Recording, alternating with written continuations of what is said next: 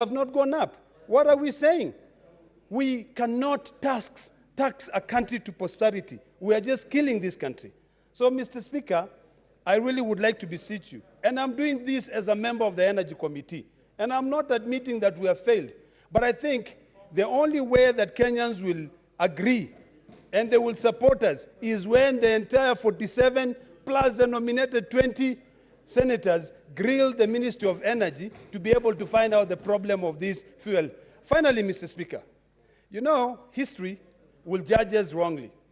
Because back in 2013, and I've raised this issue and I will continue raising this issue until someone out there listens, you know, from the executive. A company by the name of Prisco Network Limited was paid by the Exchequer 9.3 billion to bring in fuel.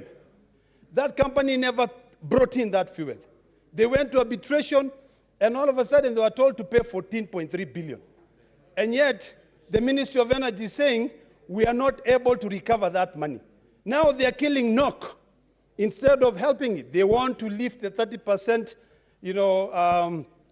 legal notice that allowed NOC to be able to import all the oil.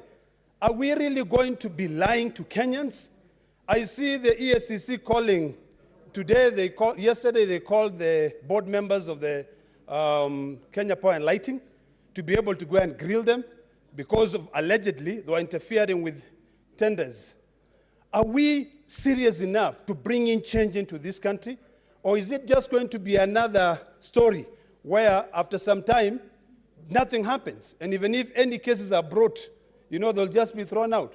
So, Mr. Speaker, this country will stop bleeding when we carry out our oversight role effectively, and also every institution out there, like the DPP, really moves out. There's no reason as to why a company, a private company, and I dare say a briefest company, during Kibaki's time, would still not refund the 9.3 billion shillings that they stole from the public until this time. And we're talking about trying to bring in change.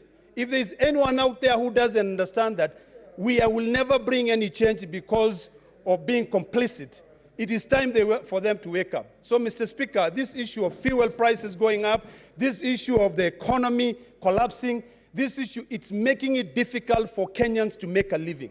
This House must rise to the occasion now and change that to ensure that anyone who is robbing this country and who is not able to perform their task can be able to first suffer the consequences. Finally, Mr. Speaker, on the same issue of these government bodies, if you see what is happening in Kenya Power, Mr. Speaker, you will cry. On a weekly basis, they change the management, all because of corruption. So, Mr. Speaker, I really would like to beseech you, don't send this to my committee. Have it, even if you want my committee to run it, let it be something we can all deal with it in this House. Thank you, Mr. Speaker. Senator Malala.